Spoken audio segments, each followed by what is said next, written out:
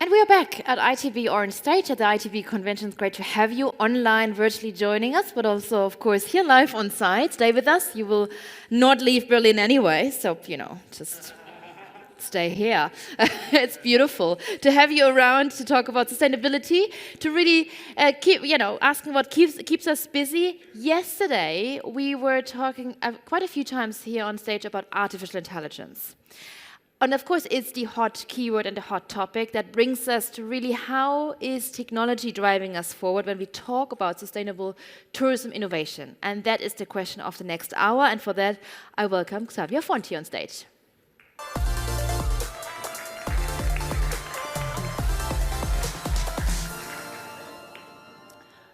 We need to innovate and we need to de-risk innovations, whether technology-related innovations or any other form of innovation for sustainable tourism. We know there are many barriers to create innovation. There are too many habits that have been developed for a long time and inefficiencies in the way we work. At the same time, sustainability and innovation can look like a scary area for us to work in. We've got 5 great panelists for us to talk about this topic. Can we please welcome them to the stage?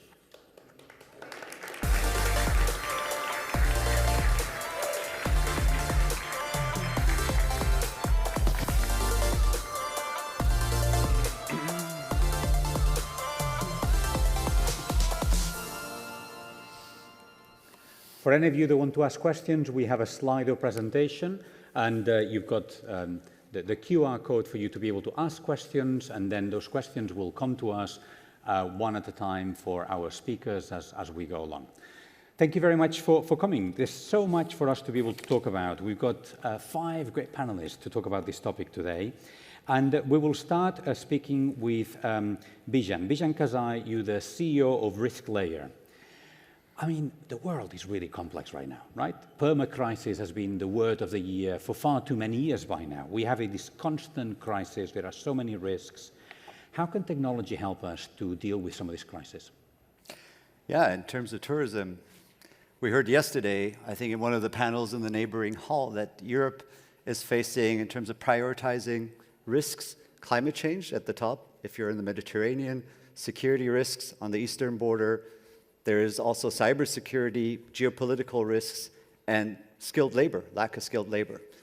We work in a project in California with 150 stakeholders. We found, interestingly, in urban areas, it's homelessness that's the driver of risk in tourism. And if you went inland, it's bushfire and droughts. So perception of risk is really important because it drives our decision making. And it's subjective, right? You get a different answer depending who you ask, where you ask, what's in the media. And the other question is, what's actually the predictive modeling of risk telling us? Where is the actual risk? And that's where a lot of data is locked up. It's locked up in insurance and finance that has invested significant resources in understanding what those risks are. Our scientific institutions have a lot of know-how that's available, but it's not really accessible in metrics tourism needs. And so I think the role that technology can play, coming back to your question, especially in these times, is leveling the playing field and making that data more accessible and making it more relevant to tourism. And our company, RiskLayer, plays in that field in the sense that we've been working as a risk information, vulnerability information analytics company. And the last 10 years, we're trying to translate information for the tourism industry. So taking that information and then making it accessible in 2 ways. So we work with tourism businesses through our platform, Hotel Resilient.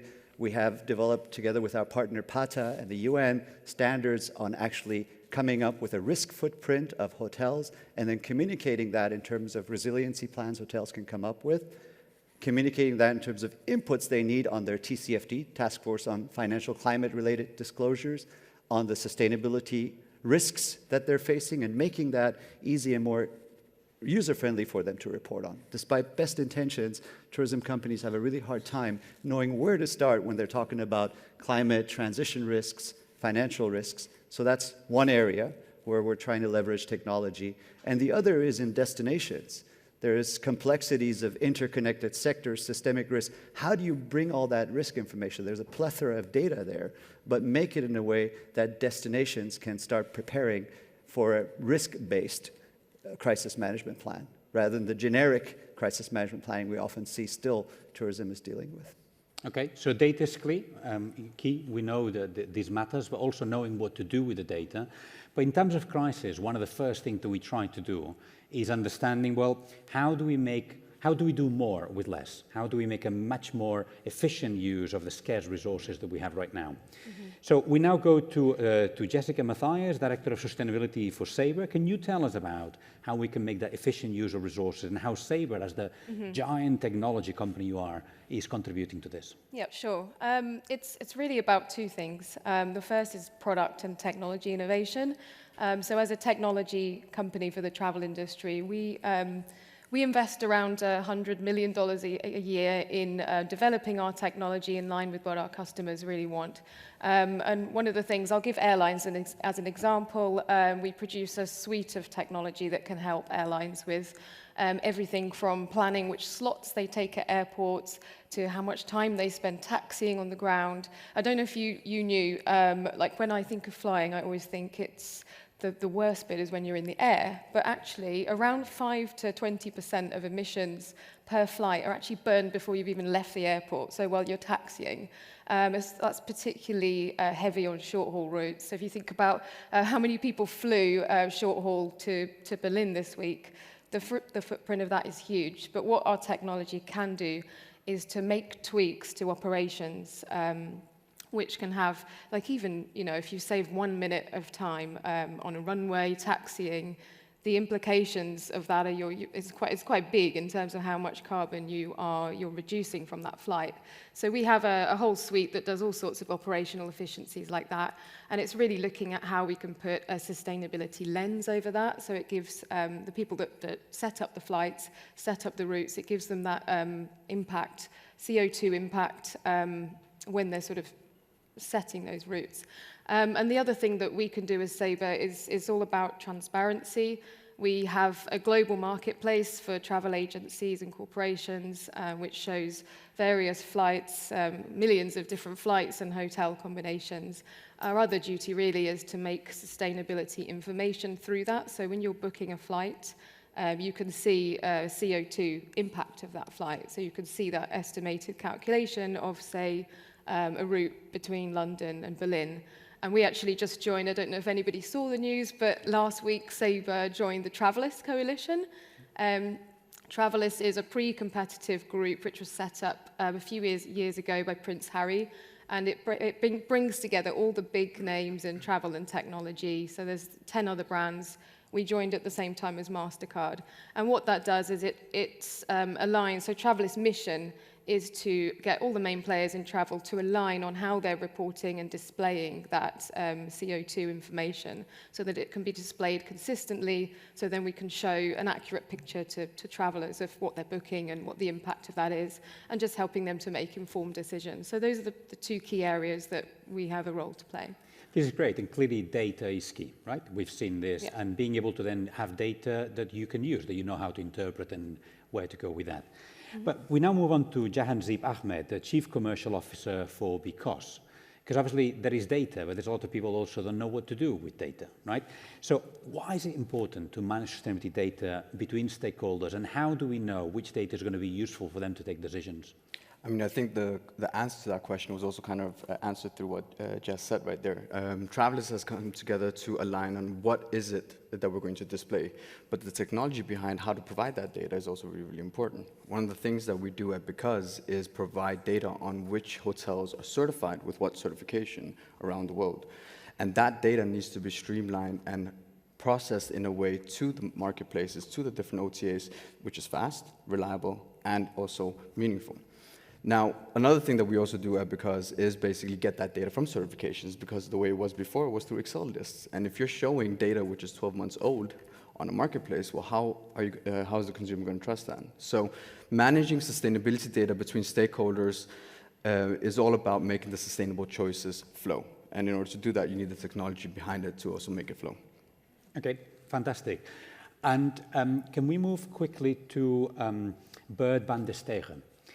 You're the CEO for Harbour Air. Now, some people may not know your airline because you're not operating in Europe, but you can tell us a bit about it. But equally, what I want you to look at is how complex is it to bring in a new technology to market? You've got, the travel tourism industry requires investment, there's a lot of change, but clearly it's not just a technology bit. Like as a company, how do you go from having an idea that we all know needs to happen, but then it takes time to get us from A to B? Yeah, thank you. It's great to be back in Berlin. Thanks for having us. It's not so great to be stuck in Berlin, but now that we're here, we might as well try and solve some of the biggest challenges I think our industry faces. Harbour Air is North America's largest seaplane operator. We fly seaplanes across British Columbia on the west coast of Canada, and from Canada to and from Seattle and the state of Washington. We are known to be quite innovative. Harbour Air was the first airline worldwide to introduce carbon offsetting in 2007, so quite a while back.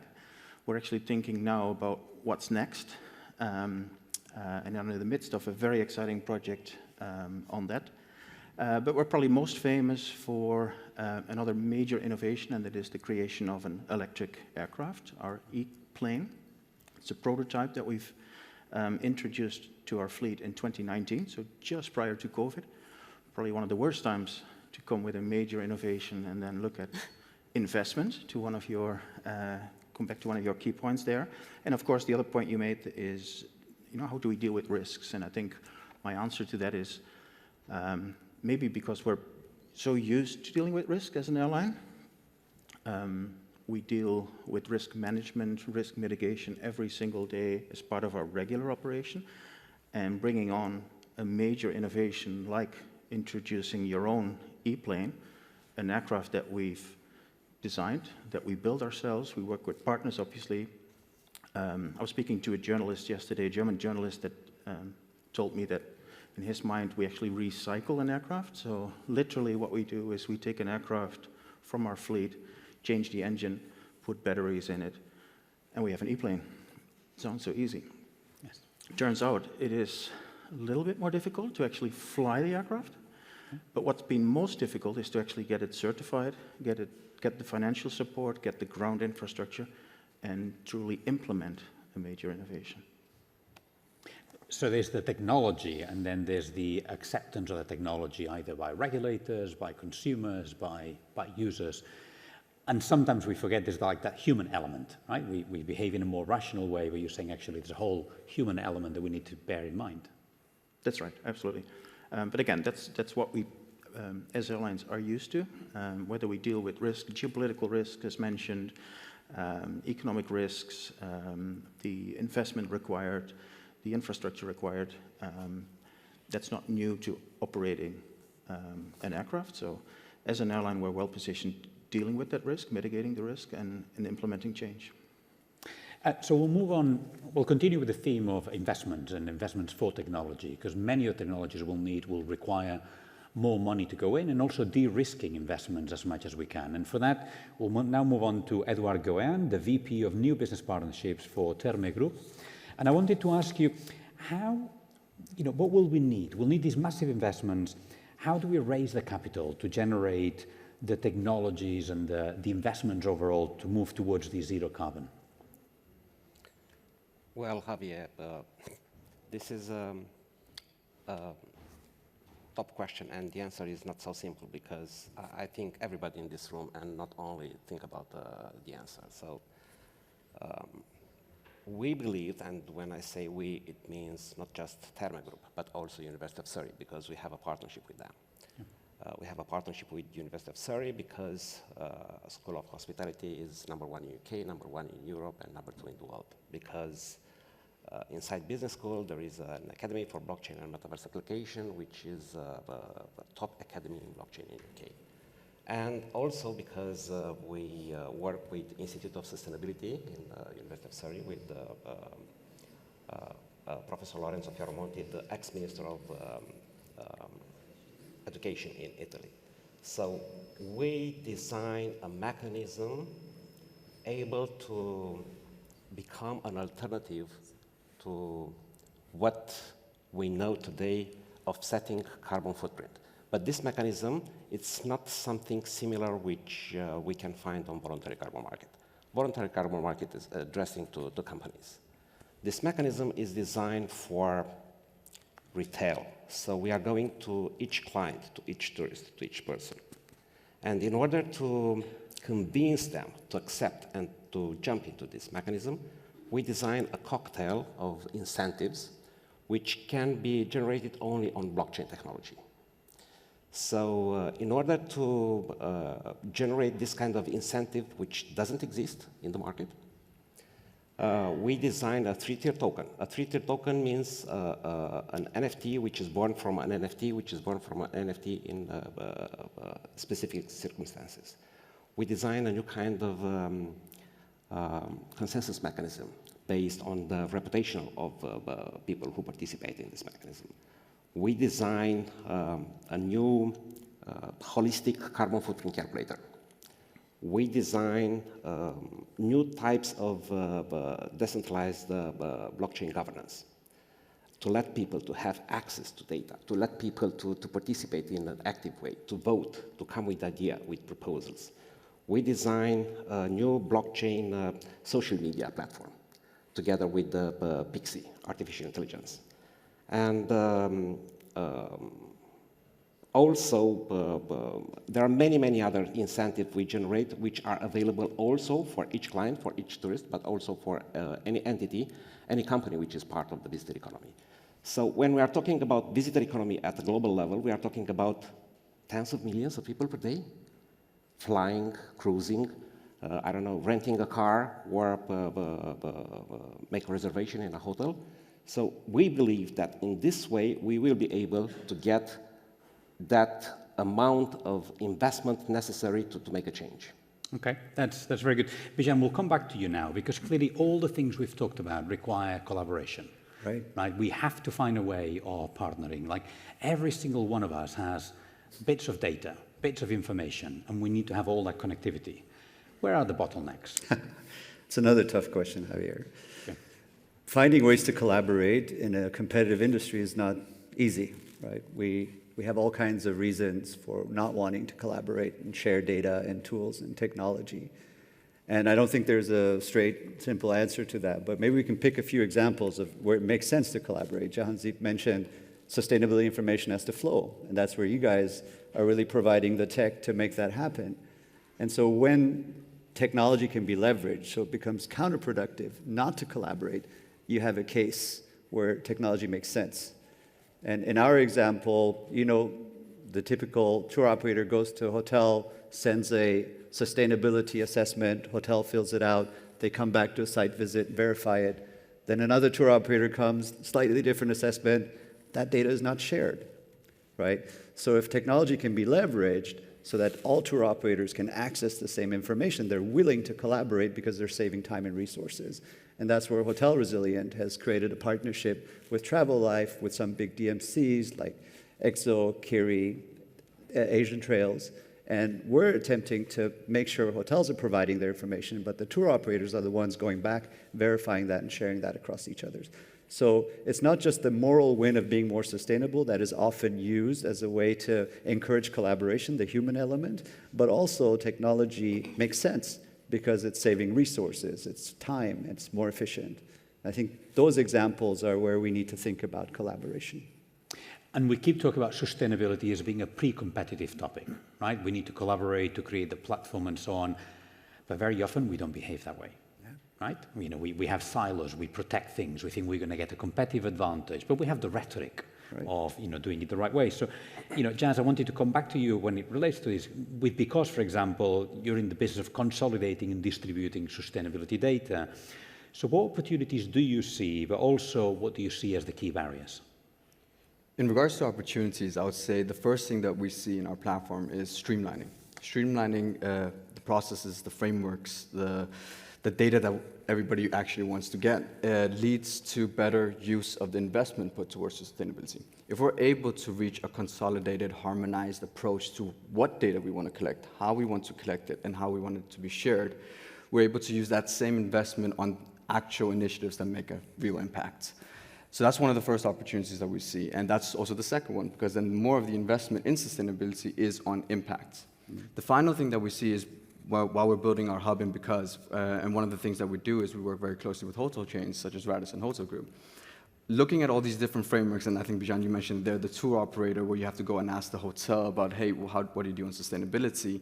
And then they answer that back. That's fragmented in that one either Word document or Excel. But if you're able to take that data and put it into a hub, then that data can be reused for other purposes. And that leads to suggestions as well. So one of the things we're seeing is while we're consolidating all of this data, we could in future have enough data to tell a hotel, hey, you're missing X percentage in getting certified. You're missing X percentage to reach this, answer this framework. Or also with time say, your food waste hasn't improved for the past 2 years, so here's a partner, Too Good To Go, which I think everybody knows about, that can help you reduce that food waste. So that's some of the opportunities.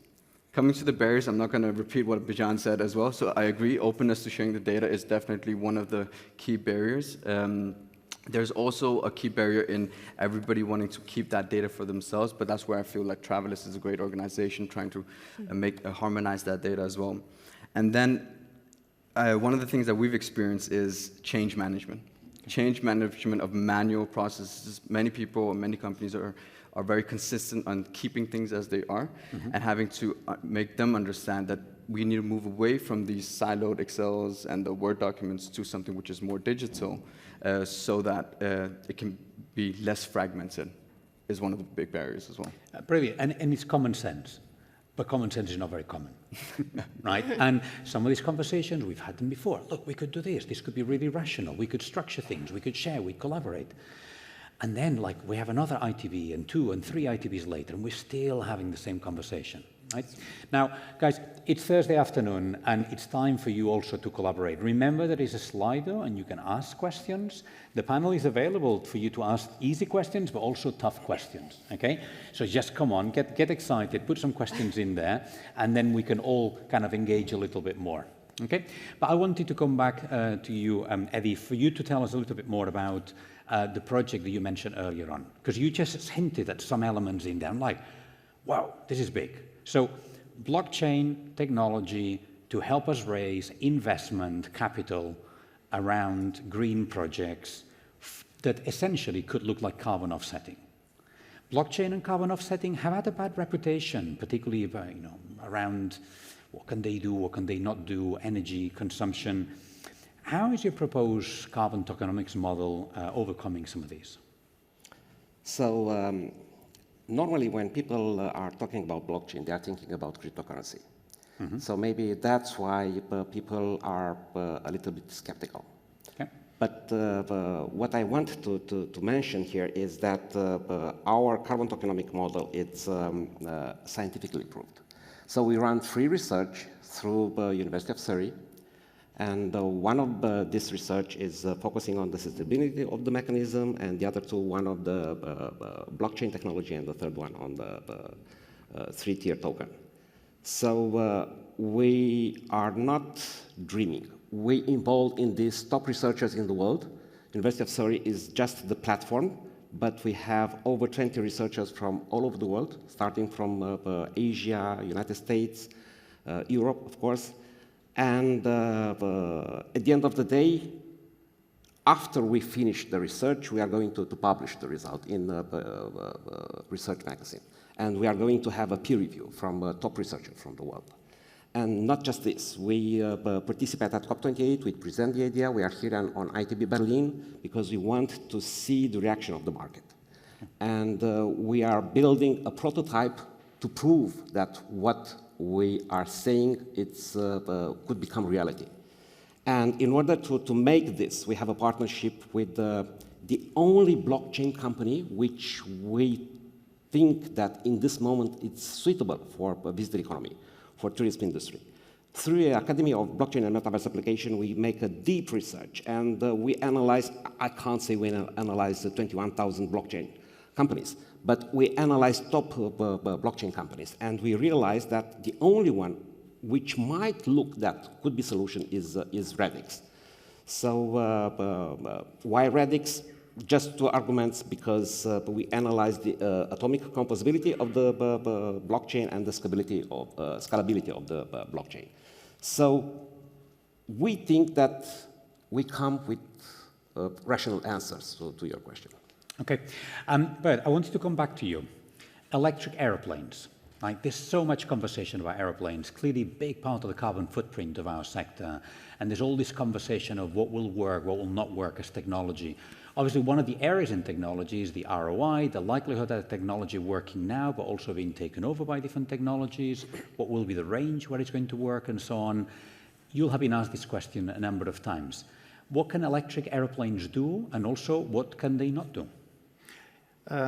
So what we've proven with our prototype aircraft is 78 test flights with a flight time of roughly 30-35 minutes. That's exactly the average stage length of our scheduled flying, with enough buffer for another 25 to 30 minutes.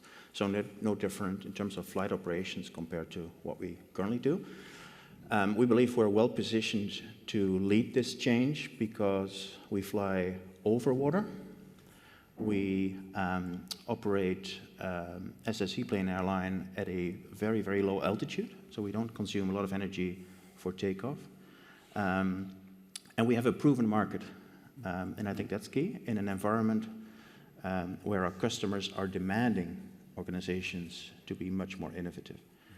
Now, we realize that what we've done and are about to implement, so 2026 currently would be the year where we think we can be ready for certified commercial flights, where any one of you can buy a ticket from A to B on our website, through our customer contact center, or through one of the distribution partners. Make that choice. So the objective is to offer a variety of options on any given OND, any given itinerary. But we realize that this isn't going to be the solution for the industry. It's a start. Now, it might be the perfect fit for us. We have a project on the way to start thinking about what's next for us, and it might be a hydrogen hybrid solution. We can fly a little further. We can start thinking about bigger aircraft. My objective, our objective today, is to do these type of innovations step by step.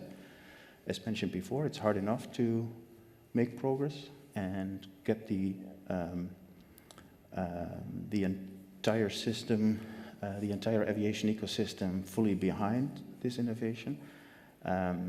We like doing things step by step. And again, back to my earlier point around dealing with risks, believe that this is the first step that we're ready to take and implement.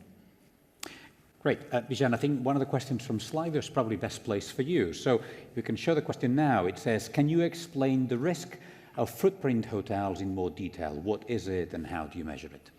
Sure.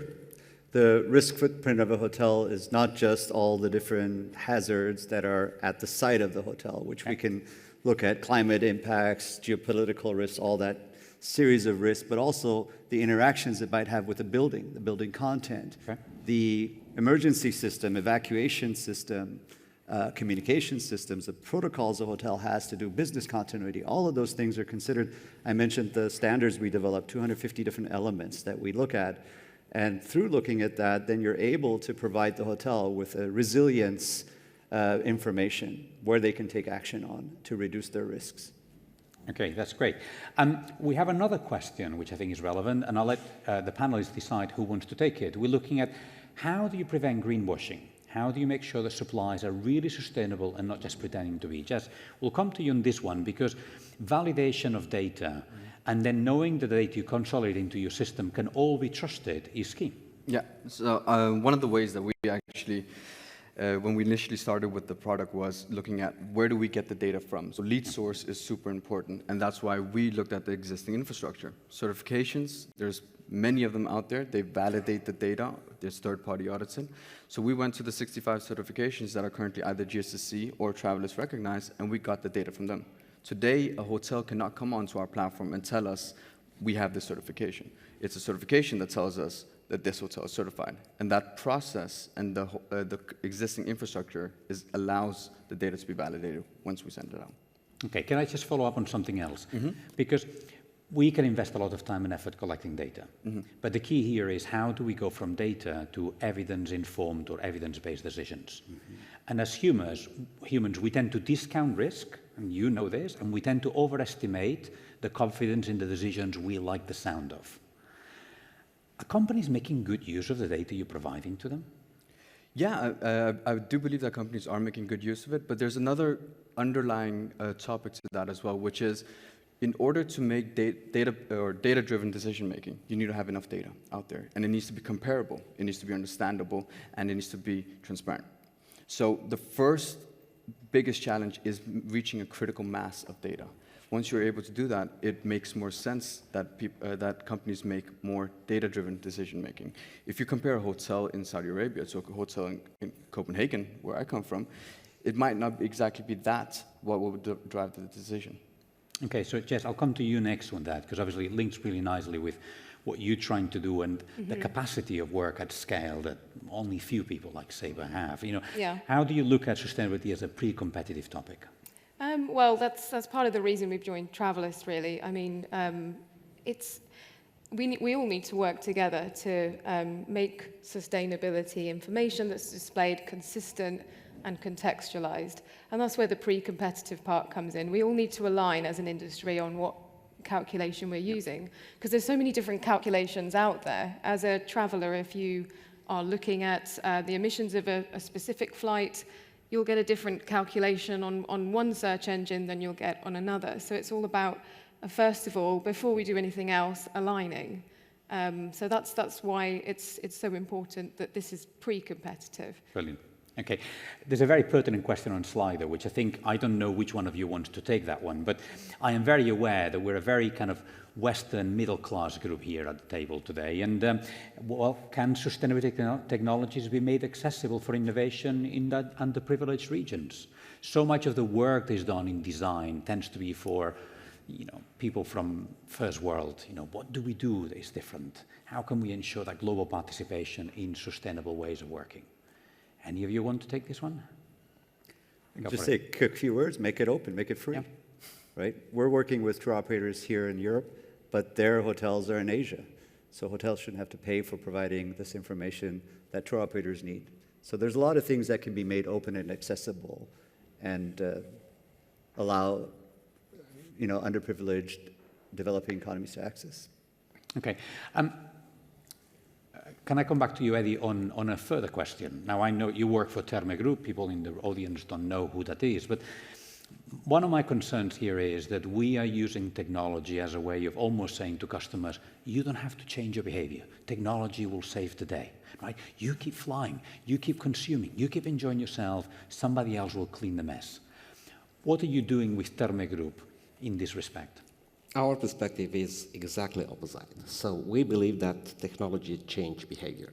Okay. So we consider ourselves that we are a technological group.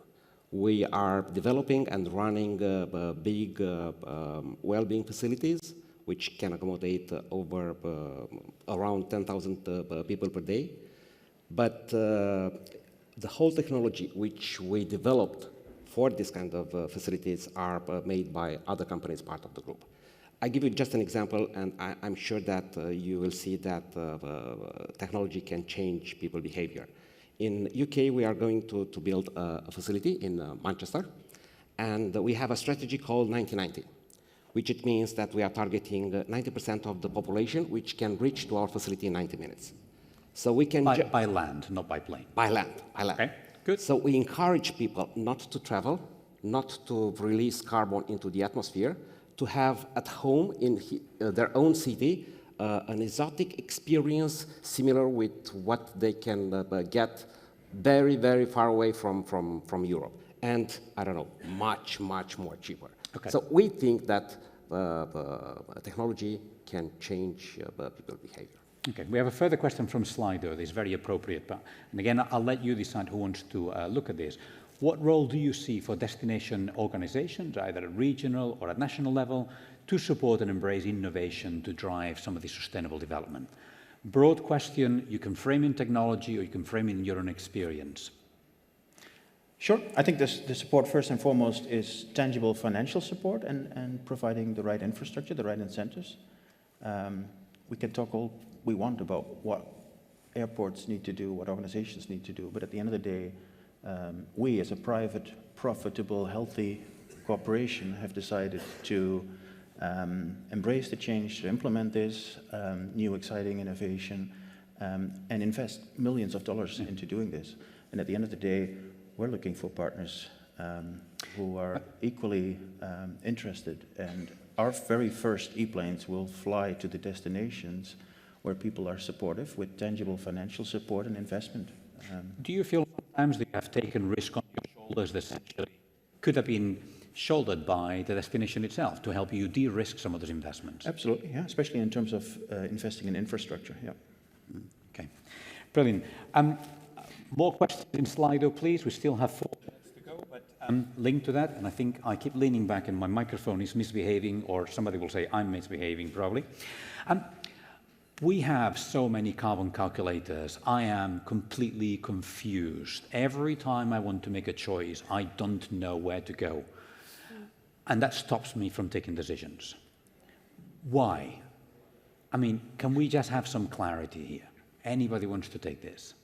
Well, first of all, I think it's it's not a great thing, but first of all, it's a good thing. Right. Because it shows there's a lot of urgency to address climate change. Okay. And everybody wants to get involved and do their bit. But secondly, it is complicated, and there's so many things to take into account, particularly on things. I'll go back to flying again. Yep. There's all the CO2 emissions is one aspect, but there's a load of other non-CO2 related parts of flying that are not, that's what scientists haven't really agreed on yet, like what should be taken into consideration in a calculation. So all sorts of things like that fly out of a plane when it's in the air, like soot and water vapor and all sorts of other things, and carbon monoxide. It's like, how do you take that into account and calculate that? So there's so many different methodologies around. The industry has yet to align on one, and that's what we need to do, is just to, as an industry, work together, collaborate, decide what we're doing, how we're calculating it, and then use that going forward. But we're just not there yet, and that's a challenge. Okay, bit of a curveball. So again, you decide if you want to take it or not. But I am very aware that we are talking about carbon a lot. And technology, great for carbon, but what happened to the social impacts of tourism? We are in a sector where we're finding it harder and harder for people to choose to study tourism, to choose to work in tourism. There's labor shortages. Wages are not great. Working conditions are not great. Can technology do something to actually improve quality of life, working conditions for people that work in this sector? When we've done ESG reporting in companies, have we put too much effort on the E and not enough on the S? This is where there's a silence. Okay, we didn't plan who was going to take which questions out of this bunch, but okay, Jazz, are you willing? Yeah, I'm just, Go on. not because I'm the expert exactly on that, but when you look at the ESG, I mean, there are organizations in the world that are basically looking at implementing the S and the G and in sustainability. When you look at, for example, GSTC, that's why they're built, to make sure that we don't only focus on the E, but also focus on the S and G. Pathways and a positive, but also focuses on all 3 elements. I just think that right now it's not so much about the tourism, it's just that it's the leading topic at the moment. Carbon is everywhere, and that's why we're focusing so much on the E. But S and G are important, especially in tourism as well. And you're seeing certifications adopting the S and G, you're seeing frameworks, the new CSRD, being the full sustainability picture for companies to report on. So it's happening more and more in the reporting area, at least. But too much of our business case is very short term, isn't it? Yeah. In the sense that we're saying, we just need that money, and we make the financial savings. And then I say to the company, right, so the savings you made on energy, have you repurposed them to invest on the social aspects? Oh, no, that was savings. That went straight to the bottom line. And then they come back and say, I still don't have the budget to do something for working conditions. But I'm afraid we're probably going to have to leave it there because we've got just under a minute. So in just 3 words, can you tell us how technology will contribute to make tourism more sustainable? Jess, we'll start with you and we'll just sweep across the table. I would say transparency, innovation, and collaboration. Great. Jess? I'm going to say the first one is just transparent, comparable, and understandable. Eddie? I'm talking just about the blockchain technology. Yep. So transparency, everybody seems to like it. Transparency, accuracy, and affordability. I want to say collaborate, collaborate, collaborate, but I'll also say science and translation of science. I love it. I'll try and pick 3 new words then. I'll look at the camera because this message applies to all our stakeholders, and that is to embrace the change. Brilliant. Thank you very much for your time and for your collaboration and candid responses. And now we hand over back to Katie.